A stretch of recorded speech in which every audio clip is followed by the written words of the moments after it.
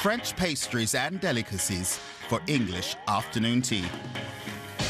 And that's not the only break with tradition. Here at the William Curley boutique in London, customers sit at the bar to eat. It's all the idea of Scotsman William Curley. He worked in top restaurants in Britain and France before opening his first dessert bar in London in 2009.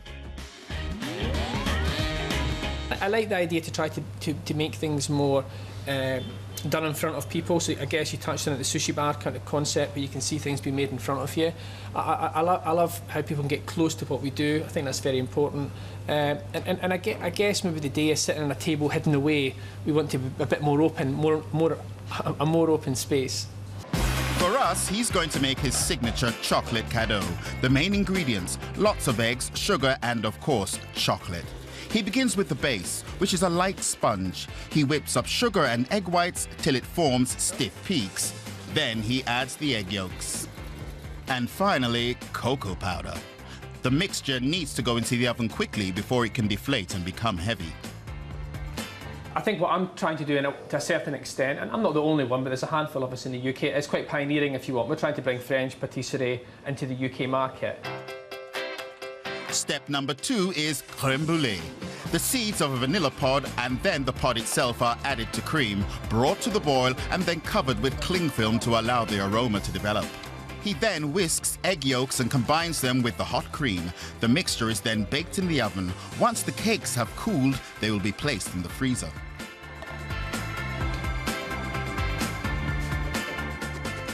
The third step is the chocolate coating. Chocolate flakes are mixed into melted couverture chocolate to give it a crunchy texture. For all the senses, absolutely. You look at everything, you hear everything, you smell everything, you see everything, and most importantly, you taste everything.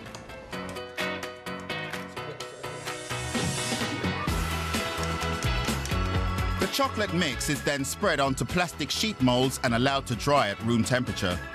These can be any shape, it doesn't have to be a cone.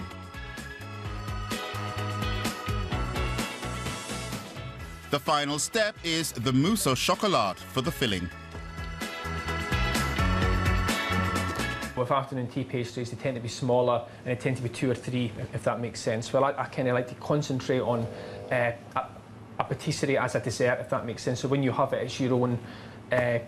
You'll go through all the stages, if you like, of the process, which we touched on: the flavour, the texture, the beauty in the dish itself.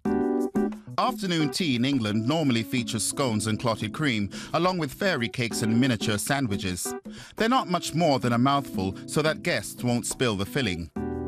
Tea is of course a must, plus it's considered suitable for any type of pastry.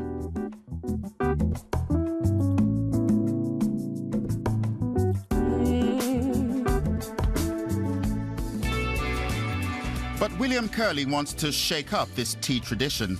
At his bar, guests can spend all day relaxing, relishing the French pastries. I think in the UK, where traditionally people would maybe have an afternoon tea with 2, 3 pastries, scones and finger sandwiches, I think as a patissier I thought it's time now that London had its own high-end patisserie shop. So I guess from the influence, from my training in France and what I see in France, I've kind of brought that here to London. Back in the kitchen, the chocolate cadeaux are being assembled with the mousse au chocolat, the sponge, the frozen crème brûlée and sultanas soaked in rum.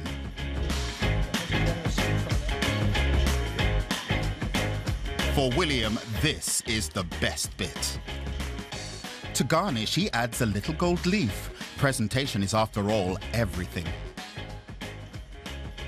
This patisserie is very popular at William Curley Boutique and even enjoyed outside of tea time.